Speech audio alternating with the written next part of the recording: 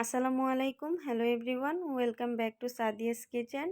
সাদিয়াস কিচেনের আজকের এপিসোডে আপনাদের সাথে শেয়ার করছি রাজহাঁস ভুনা।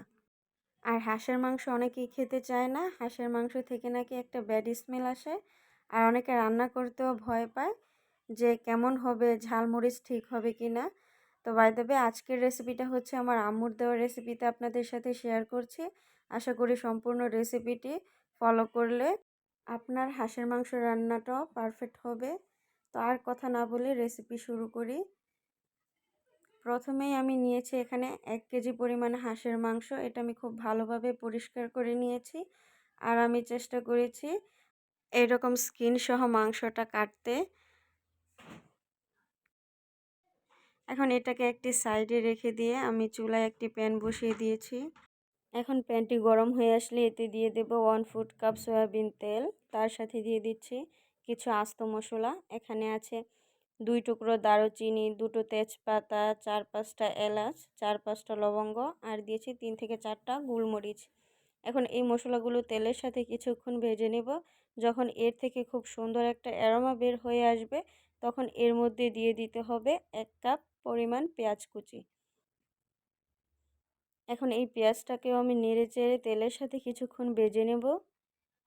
যখন পেঁয়াজটা এরকম সফট হয়ে আসবে, তখন এর মধ্যে দিয়ে দেব 2 টেবিল চামচ পরিমাণ রসুন বাটা আর 2 টেবিল চামচ পরিমাণ আদা বাটা। এখন এই দুটোকে আমি নেড়ে চেড়ে কিছুক্ষণ ভেজে নেব।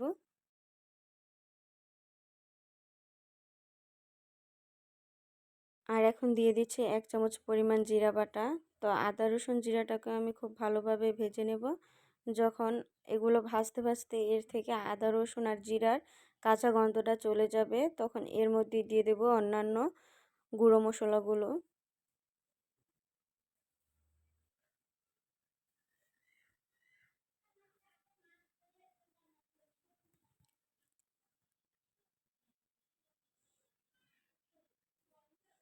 যখন মশলাগুলো ভাজতে ভাজতে এরকম ব্রাউন কালার হয়ে আসবে, তখন এর মধ্যে দিয়ে দেব স্বাদ মতো লবণ। আর এখন দিয়ে দিচ্ছি 1 চামচ পরিমাণ হলুদ, 2 চামচ পরিমাণ মরিচের গুঁড়ো দিয়ে দিচ্ছি, 1 চামচ পরিমাণ ধনিয়ার গুঁড়ো। আর এখন এর মধ্যে দিয়ে দেব পানি। অল্প একটু পানি দিয়ে মশলাটাকে আমি খুব ভালোভাবে কষিয়ে নেব, যেন মশলাটা পুড়ে না যায়। তো একটু পানি দিয়ে মশলাটা কষিয়ে নিলে খুব ভালোভাবে কষানো হয়। তো এখন একটি ঢাকনা দিয়ে ঢেকে এটা আমি কষিয়ে নেব মশলাটা। তো আবার একটু ঢাকনাটা উঠিয়ে আমি একটু নেড়ে চেড়ে দিচ্ছি। যখন মশলাটা ঠিক এরকম উপরে তেল ভেসে উঠবে, তখন এর মধ্যে দিয়ে দেব মাংসগুলো। এখন এটাকে নেড়ে চেড়ে খুব ভালোভাবে মিশিয়ে নিতে হবে। আর মাংসটা কষানোর ক্ষেত্রে কিন্তু আমি কোনো পরিমাণের পানি অ্যাড করব না। মাংসের ভিতরে থাকা যে পানিগুলো, এই পানিতে মাংসটা খুব সুন্দরভাবে কষানো হবে। তো আবার আমি ঢাকনা দিয়ে এটা ঢেকে দিচ্ছি। তো 5-10 মিনিট পর আমি ঢাকনাটা উঠিয়ে আবার একটু নেড়ে চেড়ে দিচ্ছি। দেখতে পাচ্ছেন মাংস থেকে প্রচুর পরিমাণের পানি বের হয়ে এসেছে। তো এই পানিতেই আমি মাংসটা কষিয়ে নেব, আর এক্সট্রা কোনো পানি অ্যাড করব না। তো আবারও আমি নেড়ে চেড়ে দিচ্ছি। আমি কিছুক্ষণ পর পরই ঢাকনাটা উঠিয়ে নেড়ে চেড়ে দিচ্ছিলাম। তো মাংসটা কষিয়ে নিতে হবে যতক্ষণ না পর্যন্ত মাংসের গায়ে যে পরিমাণ পানি আছে ওটা সম্পূর্ণরূপে শুকিয়ে না যায়। তো এই পানিতেই মাংসটা খুব সুন্দরভাবে কষানো হবে, আর কোনো পানি অ্যাড করার দরকার নেই। তো আবার আমি ঢাকনাটা উঠিয়ে একটু নেড়ে চেড়ে দিচ্ছি।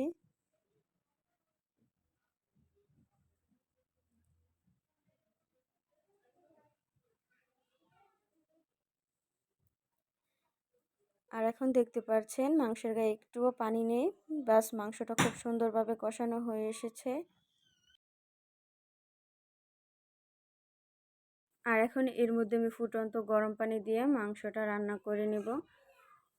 আসলে হাঁসের মাংস রান্নার ক্ষেত্রে বা যে কোনো মাংস রান্নার ক্ষেত্রে গরম পানি দিলেই মাংসটা খুব তাড়াতাড়ি সফট হয়, আর রান্নাটাও খুব দ্রুত হয়। তো এখন আবারও একটু নেড়ে চেড়ে আমি এটাকে ঢাকনা দিয়ে ঢেকে পানিটা শুকিয়ে নেব, যতক্ষণ না পর্যন্ত এই পানিটা শুকিয়ে যায়। তো এই তো ঢাকনাটা উঠিয়ে আবারও আমি এক ফাঁকে নাড়াচাড়া করে দিচ্ছিলাম। তো এটাকে আবারও ঢাকনা দিয়ে আমি ঢেকে দেব। তো এখন এর মধ্যে আর কোনো পানি নেই, খুব সুন্দরভাবে মাংসটা রান্না হয়ে এসেছে। এখন এর মধ্যে জিরা ফাঁকি দিয়ে আমি মাংসটা নামিয়ে নেব। তো আজকের রেসিপি এই পর্যন্তই। যারা আমার রেসিপি দেখেন বা ভালো লাগে তারা অবশ্যই আমার ফেসবুক পেজে ফলো আর ইউটিউব চ্যানেলটি সাবস্ক্রাইব করে আমার পাশে থাকবেন। সবাই সুস্থ থাকবেন, ভালো থাকবেন। আবারও চলে আসবো নতুন কোনো রেসিপি নিয়ে। আল্লাহ হাফেজ।